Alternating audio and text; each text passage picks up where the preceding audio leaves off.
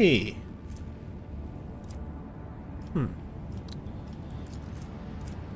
I'm very tempted to just make a safe zone. For example, like from Janus to well, not, you know, from this system to this system to Furibunda system. I want to make it so that it's green, so I don't have to deal with whatever warp shenanigans happens. Yeah, you know what? That sounds like a smart idea. Frightening sounds.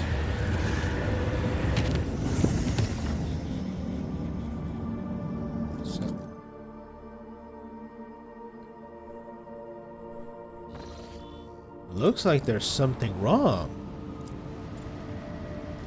What's happening?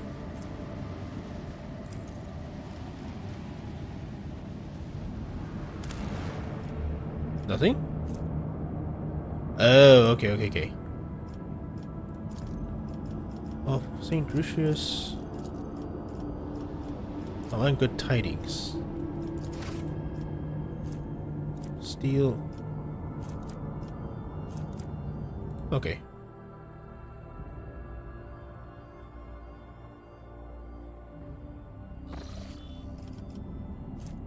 Plus steel, magnetic storm.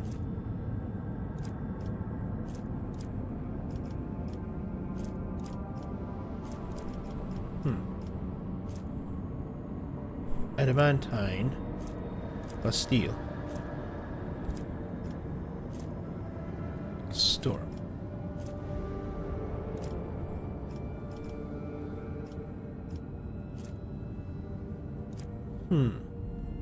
You know what? Let's make it safe. Okay.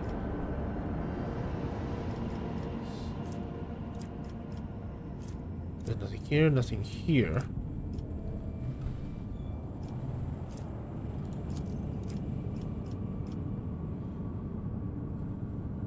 No. Let's. The person reported Pet Eldari is in a foul mood. Oh crap. What happened? What is it, Yerlet?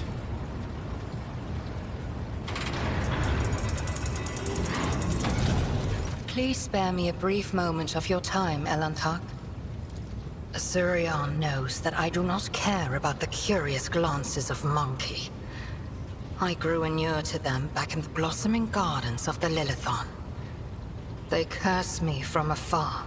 They follow my every move. They ward themselves against me. Let them. After all, what can be done with such weak-minded, primitive creatures? And still, one monkey stunt has caused the cup of my patience to spill over. She dared to approach me, to speak to me, and touching my hand, she suggested that we withdraw somewhere private.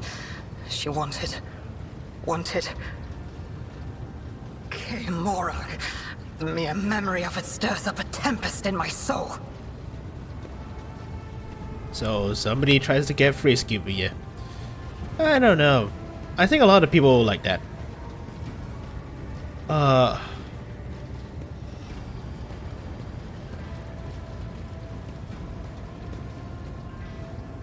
Yeah, let's do this. I accept your words, Elantak.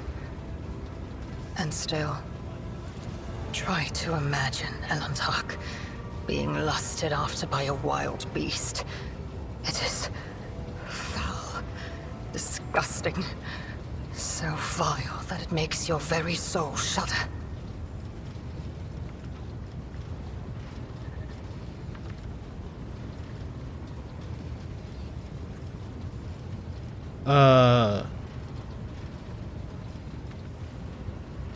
Let's do this. No.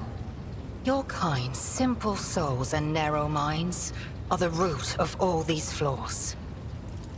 Narrow minds and simple souls. Every day, I feel as if I am caught in a trap, surrounded by a pack of wild animals. I am prepared to pay this price to find my kin. But everything has its limit. But I can help you make sense of them. I have walked the path of awakening, Elantark, and learned to see that which is hidden and hear that which is unspoken. When I found myself on the Lilithon, I watched your kind long enough to understand the true nature of Monkey. I do not think you can tell me anything I do not already know. Nevertheless, I will not protest. Conversations with you are the only thing on this ship that can ease my solitude. So I'm guessing this is the romance option for Yearlet. And humans strive to understand the unknown, but I'm not fast for fighting it at all. Something we've struggled to understand the motives behind our own actions. Let's do this. Had any of them wished to understand my nature, they would have already run away in fear from one who walks the path of the outcast. But they are just trying to provoke me, hurt me. No. Monkey are driven by their instincts. To survive, to breed, to ensure the preservation of their species and the annihilation of those who threaten them. It is neither good nor bad. It simply is. Sometimes we struggle to understand our motives behind our own actions. It was emotions that once brought down my kind, Elantark, toppling us from our pedestal as rulers of the galaxy. Indulging your weaknesses or whims does not make your species any more attractive. All humans are different. My people's interest in you was not intended to be an insult. Elantark, please understand that I do not find Monkey attractive. The mere thought of being intimate with one of your kind. Okay, I get it. Our conversation has only proved my point, Elantark. That Monkey and the children of Azurion are as different as night and day. Eldari do not simply see the world differently. They see more than any monkey can ever comprehend. And what do you see in the world around us that I do not? What do I see? Your words ring with the desire to know the soul of another. But will you be able to comprehend my answer? I will need time to put the entire truth of this world into the meager language to which your ears are accustomed. When I find my answer, I will pay you a visit. Okay. Alright. With that done.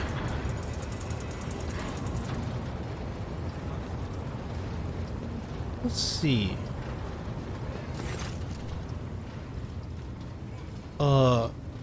Here's goods. Mobile extractums. Precise lasguns. I don't really have a use for you, but whatever. I can trade it later. Drusians. Heavy bolter. Yes. Yes. Casablanca? Nah, you're... Fellowship with the Void. Nope. Pure Navy. What do you want? Nothing. Okay, whatever. Let's see. I remember Alballard can carry... Maybe... No? You, sister. Of course. It's always you. Rate of fire is 8. Range 12. Maximum ammo 96.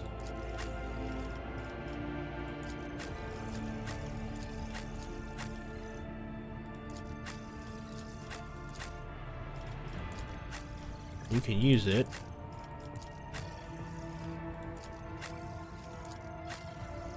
Well, I can use it.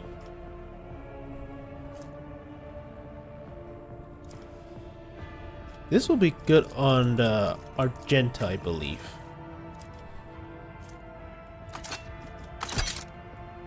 Oh yeah, now you're starting to look the part. Okay, whatever.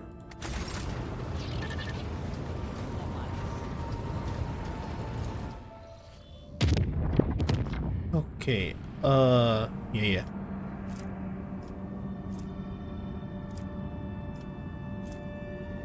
Auxilio Prophecy.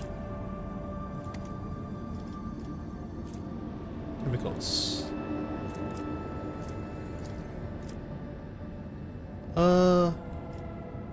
Yeah, let's go here. I thought you should know, the Lady Navigator is actually guided a ship out of the warp hole in St. Nevis, but instead of going to her chambers as usual, she headed for yours. Perhaps you will want to... Okay.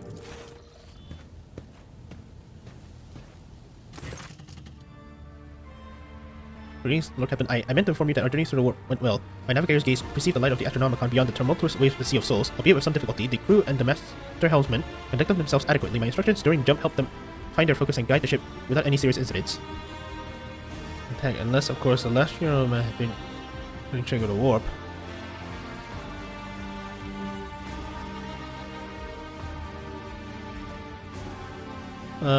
Yeah. It pleases me to hear this moment. As of your man of command, I see you have many compelling works of art here, but precious few paintings. I, for one, do enjoy passing what little spare time I have with a brush in hand. Why, just recently I created a beautiful voidscape inspired by our travels together. I cannot show it to you quite yet, as it still only exists in my mind's eye, but the imagery, oh, if only you could see.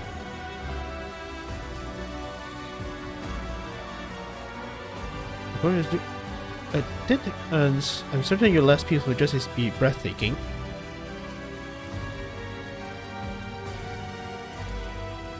Thank you, Lord Captain. You grab okay.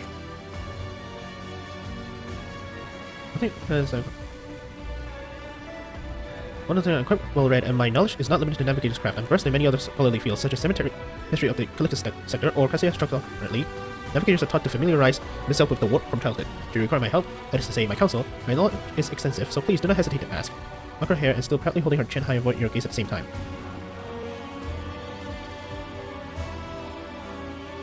You've been blessed. Would you like to stay here and demonstrate some of them?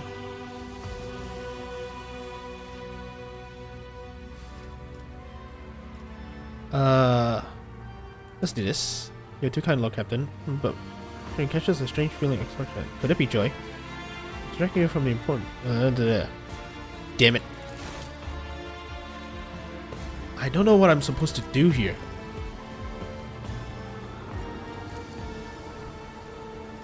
Huh. What the hell am I supposed to do? Whatever.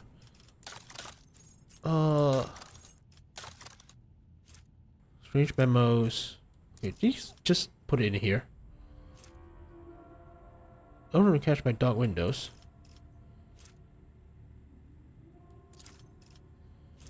Okay, leaflets no. Internal report.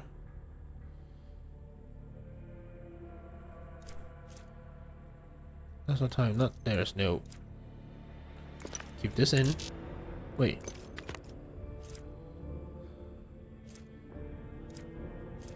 Spirit stones. I don't want to piss off I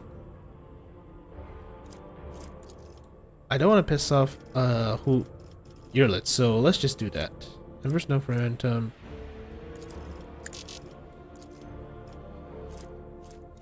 Very snow.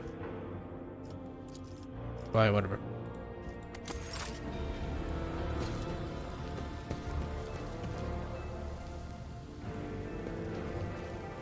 Ah, beautiful. Just beautiful.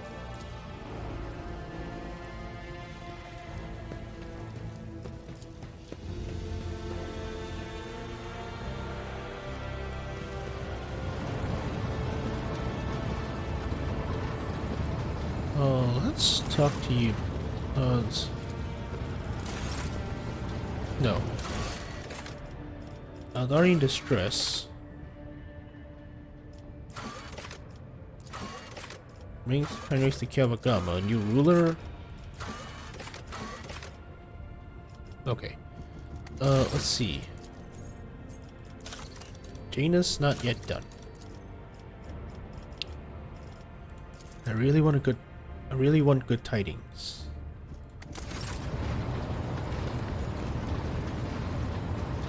Lord Captain, Someone doing it? It is wise for a rogue trader to have caches where they can safely store important information. And utterly unwise to share the coordinates of such caches with anyone, even one's most trusted associates. I'm afraid I do not know how to find the caches, but I can offer some help. Your predecessor used this numeric code to deactivate certain defense systems in her service. If I know Lady Theodora as well as I think, then I'm quite certain that she left her caches well guarded. In that case, this code will be useful to you. Okay. Lord Captain,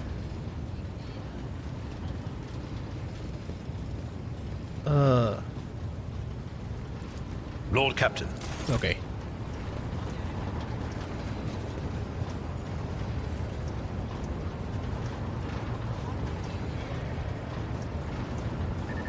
So off the lower level, that's where she looks now in the shadows.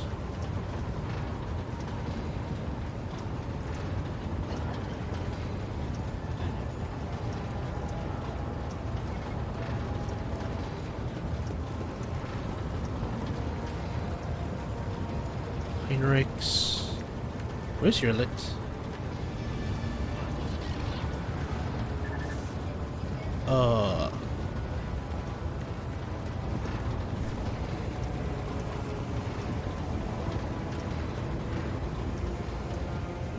Upgrading position code for you, not that important. J. Oh.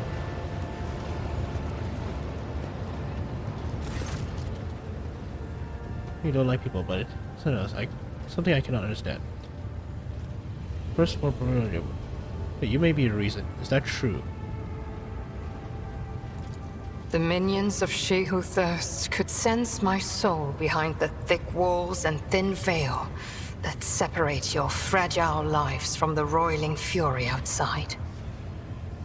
A child of Asurian that dared to wander beyond the veil, within the reach of an outstretched claw, protected only by the barrier of unreliable monkey technology. It is too tempting a quarry for the monsters that serve Cylon Thresh. Our ships never venture beyond the veil, and I never traveled the way you do, monkey. Ilantak, I admit this was a novel experience. I lost composure, let dismay into my heart, and almost strayed from the path. This moment of hesitation drew the attention of She Who Thirsts, but I summoned my will and used the knowledge of meditation to achieve balance, and hide my soul behind an impenetrable wall of resolve. Future journeys beyond the veil will still be difficult, but I will steel my heart and not let the hounds of Cylon Thresh pick up my scent ever again. Let's choose this. Is that snake venom seeping from your lips? We, the children of Azurian, are no strangers to the art of war. We are not raiders, or butchers, or least of all, fools. When a craft world is beset by calamity, its inhabitants do not start a war with every monkey in the sector. If you are looking for enemies, look for them elsewhere. Serious You are thoughts? talking about something you cannot comprehend, Elantark. Waystones are not mere trinkets worn by my people. They are something greater. From birth into the last breath, the Spirit Stone belongs only to its owner, serving as an ever-present reminder that we are mortal. For it is the first refuge of the mind and the last refuge of the soul, which Cylon Thresh is so eager to devour. The souls of the children of Asurian move into the stones after death, and then they become a part of the Infinity Circuit on a craft world, so they can serve their people even when the body is gone. There is no crime more despicable than harming a Waystone and dooming the immortal soul of a child of Asurion to an eternity of torment in the maw of she who thirsts. We need waystones as desperately as darkness needs starlight, and Monkey need air. And so we are bound to wander the galaxy in search of the old worlds that might give another craft world hope for existence. Each monkey's heart is one of your lives. Each waystone is the preserved soul of a child of Asurion. Okay. This. As you wish, Elantark. Yeah, let's continue. What do I see? Your words ring with the desire to know the soul of another. But will you be able to comprehend my answer? You and I, Elantark, look at this world in very different ways. And I see many more facets, and deeper meanings, and brighter colors in it. But to capture the full truth of this world in the miserly language familiar to your ears will take time. I will come to you with an answer later. Yeah, sure. Let's do this. The Lilithon is purifying herself of the corruption brought by the servants of Cylon Thrash. Gardens and birds, animals and people. Many are gone forever, and even more are corrupted beyond healing. But the Lilithon is stronger. This world will live. My kin are probably still looking for a means to enter the webway. May the Lilithon spirit aid them in this endeavor. Beyond the gate lies salvation, and perhaps even knowledge about the fate of Krudarok and the remaining survivors. Okay. T-posing again. Okay, let's just go to the world map. Is it?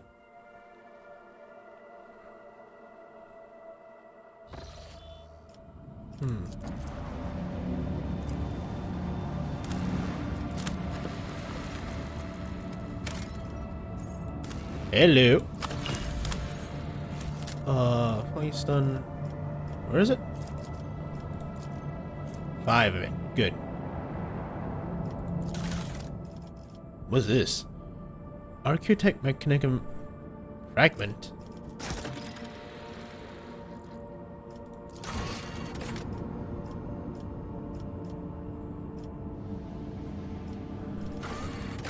What's another quest? Critical task, new rulers. Secrets to the cult. Save authority survivors. World. Huh. Rumors. Xenotech. Prometheum.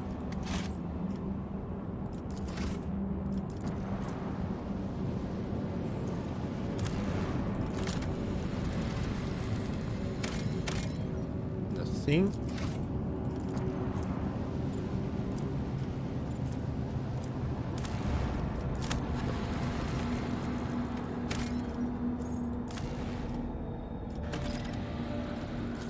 No. Let me start on this first.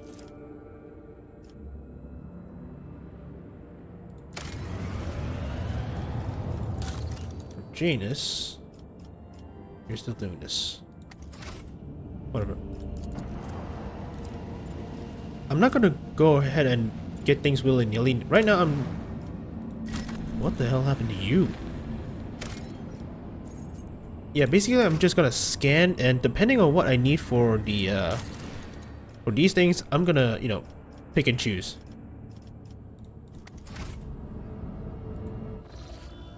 So yeah.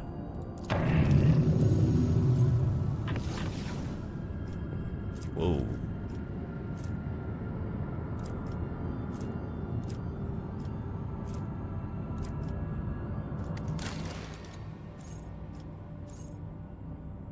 Good tidings.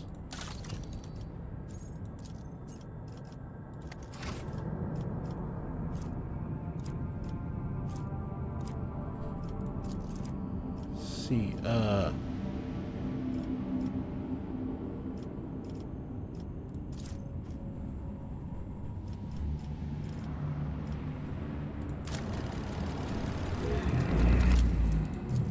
and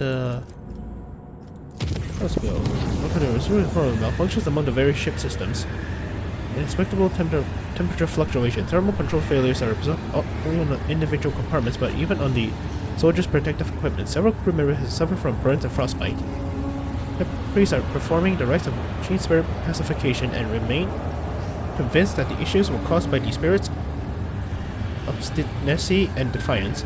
The reports claim that the incidents remained well within the scope of expected performance parameters. Over the last few days, complaints about the malfunctioning thermal controls have dwindled, but the crew members have started whispering that our vessel is haunted. Tech priests assure that only the machine spirit's tempers are to blame and are doing nothing to dissuade these ridiculous rumors.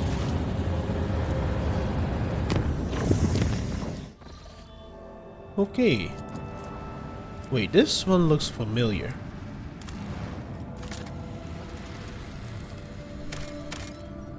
Huh. Oh wait, is this the place where the pirates were? I have a feeling it is.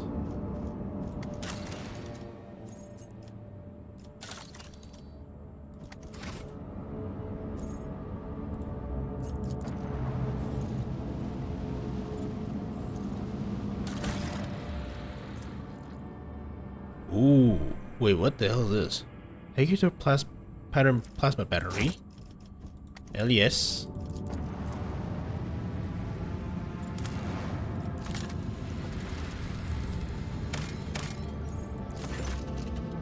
But you can see the monotony of the endless step is occasionally broken by chains of murky green lakes.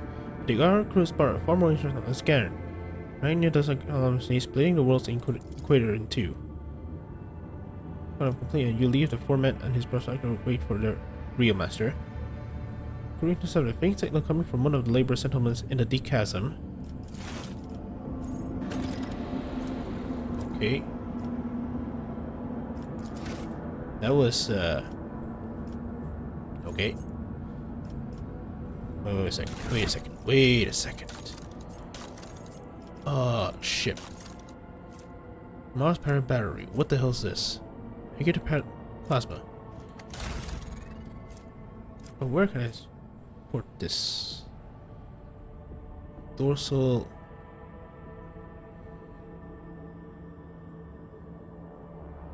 Three shots. Oh yeah, this is far better. Yeah, Mars pattern is something I need to just get rid of eventually.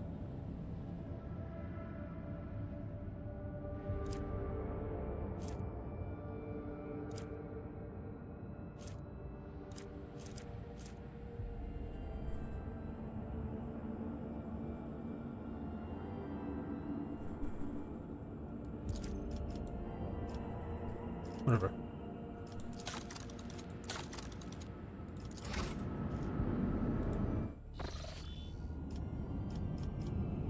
Miscellaneous passage. Yeah, this is the Dragon. Yeah, this is Dragonus. So let's try new routes.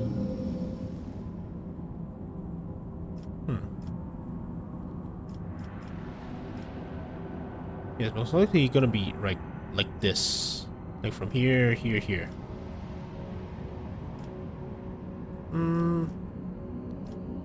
Nameless star.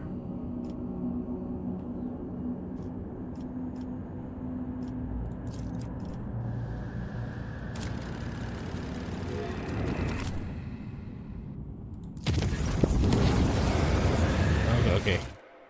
What? What happened? Oh, okay.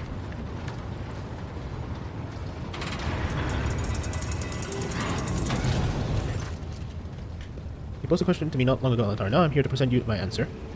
Oh, Captain's Bridge. We're on the Luminant Lights. You have my complete attention. And listen closely to my answer, Alantar. You may struggle to comprehend what is to be said. Being accustomed to reveling in your own mind and skewering the world to suit yourself, pitch your understanding not towards my words, but the sense that lies hidden in the shades of their sounds. You try to split the world into pieces, to fragment it, into light and dark, truth and lies, self and other. I see the world as a single whole, and in this lies its simplicity and complexity. It is not enough to simply see the world and hear its voice. You must understand it. Think of the Lilithon, the world of which our path crossed. It is what is it truly? What is its essence? The Lilithon's magnificence came not from the green of its vast forest or from the depths of its waters. Its beauty is in the word, in the way it dances on the tongue. And even you, Alantar, can sense it. Try. Say the word slowly, delicately, casting aside all stray thoughts. Feel. Perhaps you will see. This perception instantly narrows, coming to a single point of focus on the tip of tickle the roof of your mouth. Tickle the roof of your mouth, and then the sound slips along your throat with incredible silkiness, warming as it goes through a lip of fresh recaf. The tip of your tongue touches the same place again, and air softly rushes from your chest. The sound of the serration of leaves as the wind weaves through the forest canopy. That Thon. Your tongue taps your front teeth, and a gentle vibration spreads through your body, sending a shiver along your spine. Guarded interest gleam in Yellow's eyes when gazing again. This word's like any other, there's nothing special about it. I think I'm beginning to understand. If your words are sincere, Alantar, then you're capable of seeing more than you do now. Instead of the lifeless clamor of monstrous mechanisms, the roar of engines, and the discordant voice of your followers, I hear and attend to silence. It arises in moments of spiritual serenity, and in that stillness we become witness to the transformation of our own inner world. Monkey lives pass so swiftly, you rush through them for the sake of a chosen goal, but through the thoughts of transience and loss frightens you, so you drive such thought away and drown yourselves in the daily tumult. But it is from fleeting moments which enter our lives and quickly vanish from them that the soul fortress grows. In moments blooming, in hours wilting, the splendor of each lies in its ephemerality.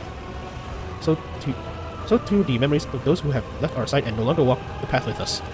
And in you, Alantar, I see much more than just another monkey. Your true essence lies in your will, which is capable of changing the world around you and within you. It lies in your ability to create and to understand your creation, and in your ability to destroy. It lies in what your kin mind cannot grasp, what their primitive sight cannot behold, but I can see it.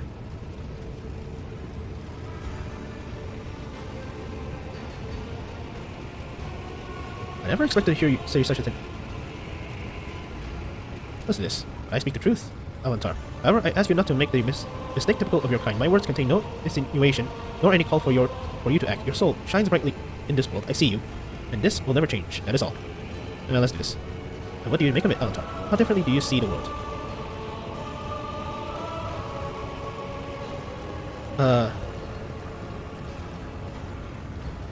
Let's do this. And what does that mean?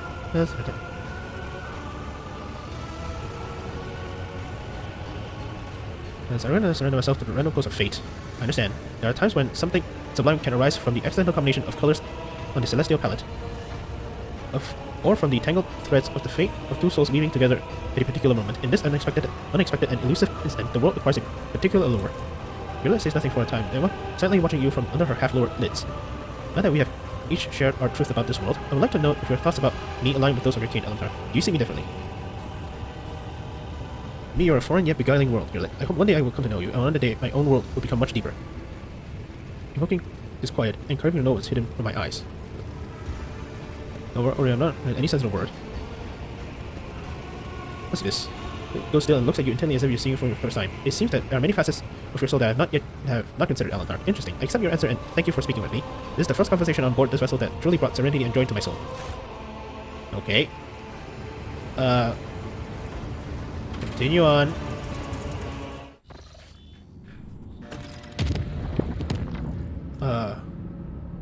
Okay. Your Lordship, there are alarming reports coming from Janus. A number of strange mutations have been spotted among the population in remote agri-complexes. Aside from the obvious disfigurement and the subsequent estrangement, these mutants, called wretches by the rest of the colonists, are coming together to practice a primitive form of religion involving ritual worship of the land. While they display no disobedience or hostility, their very existence concerning. The instability humbly waits your decision.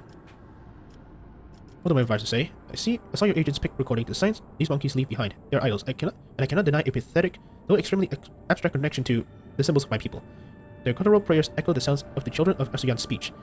The probability of them having come into such close contact with our civilization is non-existent, yet they are still somehow connected. Protect these people, resettle them to distant abodes where they will not be harmed from their peculiarities, and keep watch. The Blessed Sanctuary Imperium does not grace these mutants, but nor does declare their existence anathema. Do we sentence them without further study?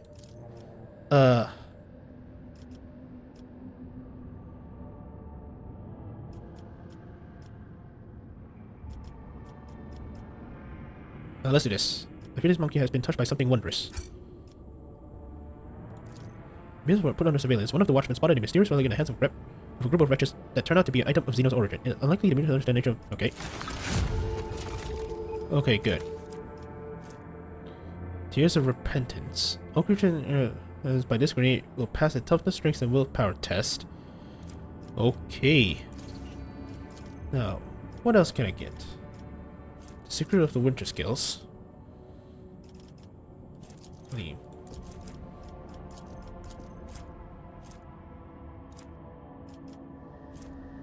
Sense of Virtue. Oh, there's a Markand. Casablanca mission. Profit Factor, Chemicals. Dark Sage. Xenotech.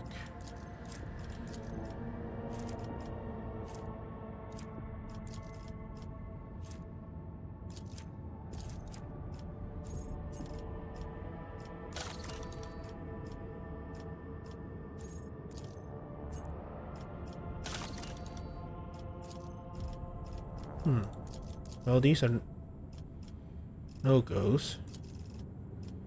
The Reaping. Giants.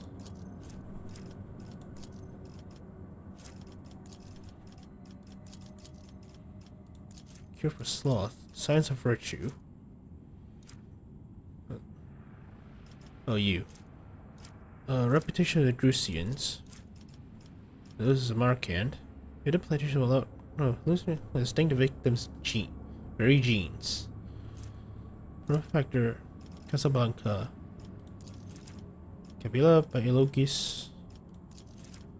Anything to increase efficiency. Cure for Sloth. I need 3 chemicals. Crap.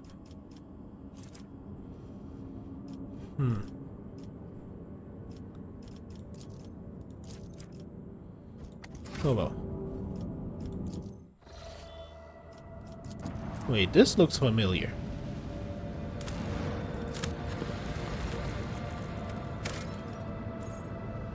Prisoners of Ice. A strange and frightening discovery made by Iona's frozen station. Countless humans' bodies suspend in the clear ice of a glacier. The search uncovered. Okay.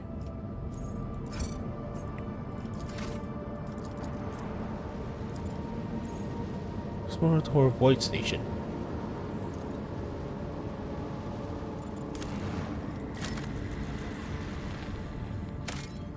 Steel. Scan.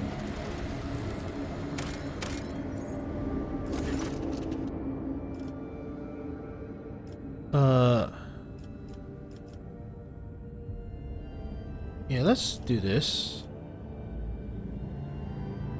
The station required rare transmanium elements of natural gas for research. Okay. Do I not have anything?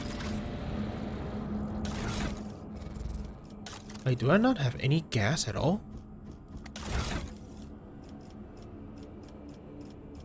I mean, I have some fuel. Okay, fine. Let's see. Void power trophies. Trophies.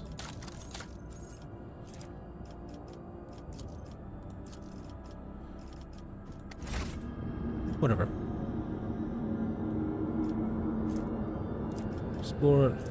Explore.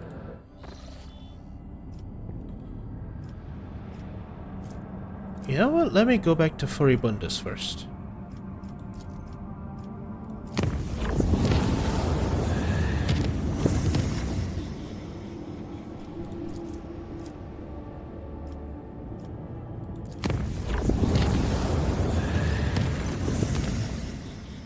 You'll find your study.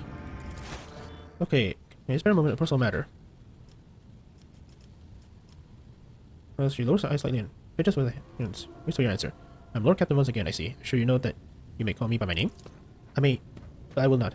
I would not wish to overstep any boundaries around anyone. This little rogue trader himself. Listen to this.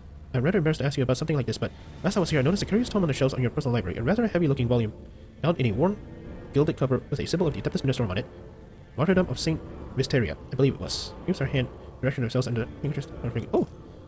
Guess it takes a quiet breath of frustration, but it does not escape, and you notice her ruby eyes are intently loving a reaction.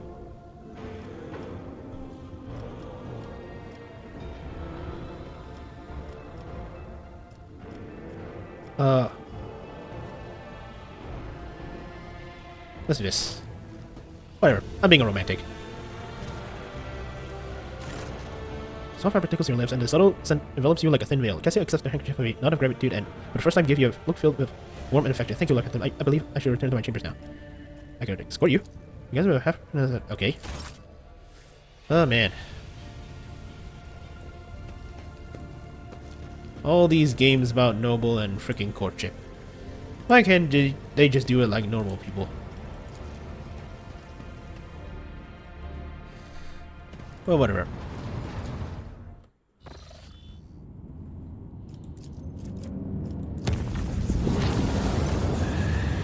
Lord Pepper arrived on the bridge.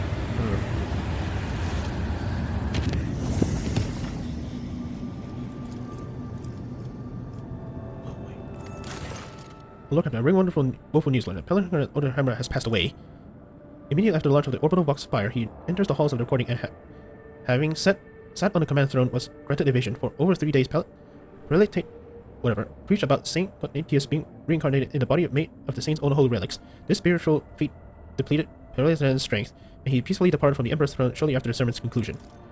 The Order's elder believed this to be a sign that the Saint Ignatius' relic, currently stored on the planets throughout the expanse, must be brought together. The Order is preparing for the election of a new prelate, under whose guidance it will undertake this holy mission. The majority of the votes are divided between Reyes Lugnalia, well known for her fervor, and the merciful Seradr Chekon. The minority of the Order sees the Oikonomos Nigmus, a humble and reasonable man, as the parent. Okay, this is the best option. This does not strike you as odd. I'm afraid it does not. The esteemed President began service as a battle missionary and had long grown weary of the peaceful life befitting a man of his status. He yearns for a worthy spiritual feat, and when presented with the chance to serve as the voice of a saint, how do they intend to carry it out? The Conclave aims to procure all relics that have belonged to Saint Ignatius, all that can possibly be procured. Given that the saint is a legendary figure, many items in the Corunus expanse have an alleged connection to him. However, it seems unlikely that any of the relics owners will be eager to part with them. The answer to the question is how the Order of the Hammer is going to retrieve them, depending on the identity of the next parade. I wish to know more. Converted by Hectacius on one of the heathen worlds. She then served as his bodyguard for many years and eventually became the protector of the worlds of the Order's reliquary and the leader of its military branch. As her brother Trekion, he is an aristocrat by birth. He had an excellent education and could have lived in luxury, and he had not renounced secular life for the sake of ascetic vows. His intelligent, thoughtful, well-read, and most importantly, genuinely merciful. A few things can be said about Oikonomos. He has never been famous for his prowess in the battle or his sermons, but the monastery had never wanted for anything on his watch. He is the most reasonable and unsubordinate.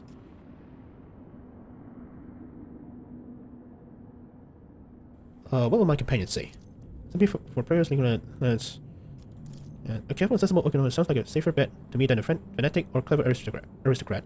The voice says that he has a few paltry secrets, and knowledge of those secrets guarantee his loyalty. Brother Tychon, he and I have met back when he was called Tychon Brivestem. He wasn't a monk back then. He was a grandson of the heir of Umbret, governor of Dragonus, an honorable young man with a spark in his eyes. He is essential to me, much to the Drivestems.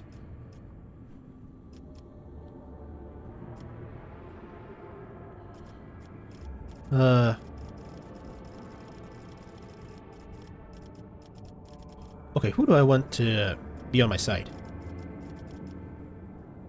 This, I'm guessing, is the heretical one. This one, I don't know. This one is most likely the dogmatic one. So let's do this.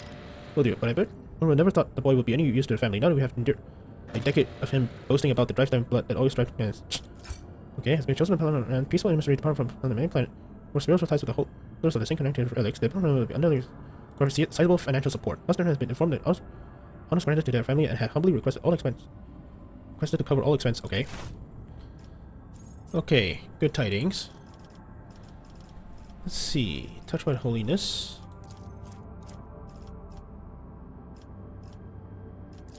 Okay, so this should be able to go crazy now. Capelia Biologis.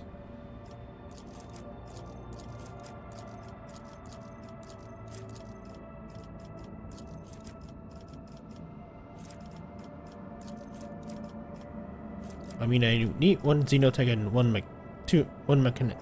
mechanism.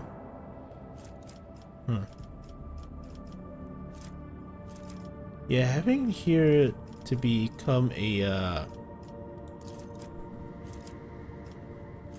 factor and provisions.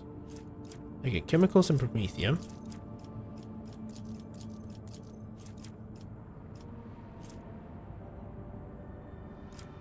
Provisions, I do have a lot of provisions.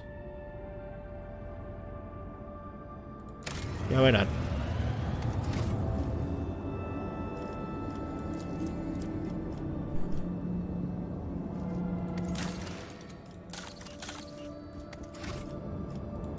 Okay.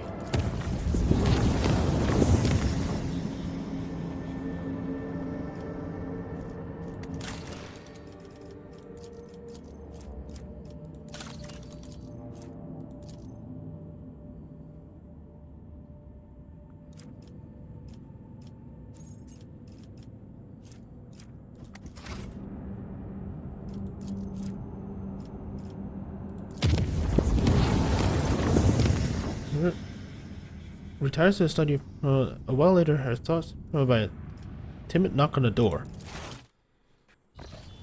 Who the hell are you? A young servant in fine livery quickly bows to you and places a particular object on the desk, a transparent dome with a living flower inside. He gestures at the crystal dome, then at you, and makes several more gestures and stands at attention, staring at the tip of his boots. Uwe. Oh yeah, that's Lady Cassia's personal, assistant. Examine. Yeah, let's do this. Before you is a fragile branch of the Lavadulum. Represents a most rare specimen native to the world of Quadis in the Calixis sector, covered in tiny blooms the color of a purple sky. The plant has been carefully sealed inside a dome along with mineral fertilizer modified by the Mega's biologies, which will sustain it for many years. You have already met the servant who delivered this gift. He's Lady Cassia's personal valet. At least you know the identity of the sender. As for the plant itself, it terms of ancient eloquent of the nobility, but all but forgotten in this day and age comes to your mind. Immortalium, or eternal flower, a living plant capable of enduring in the void for centuries, an extremely rare sight in the colorless expanse, and an unmistakable token of the giver's special favor. Okay, the appearance of the immortalium in the life of the two aristocrats is a unique ritual, the purpose of which is to demonstrate the true intentions without words. Every gesture, glance, and phrase in this ritual is imbued with deep symbolic meaning. You're expected to take the next step, which is either to reject the gift by pointedly ignoring its existence or to accept it on your own terms. The recipient acceptance can be expressed through the words of gratitude in private conversation or by sending a gift in return. Affectarum Janus Darrow can always assist you in the latter. Can I talk to you? Is he bugged?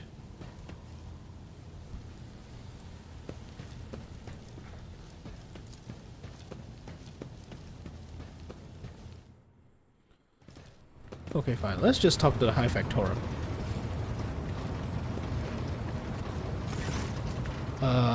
As I need help, Ranger. Reciprocal gift. Shots you an intrigued look through the lens of his implant. May I ask exactly why I arranged Lady Cassia? Perfume.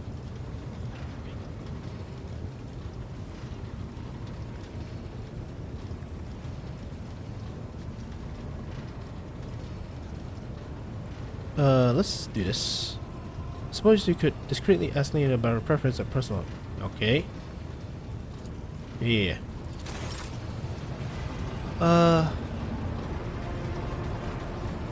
Okay, this is actually starting to...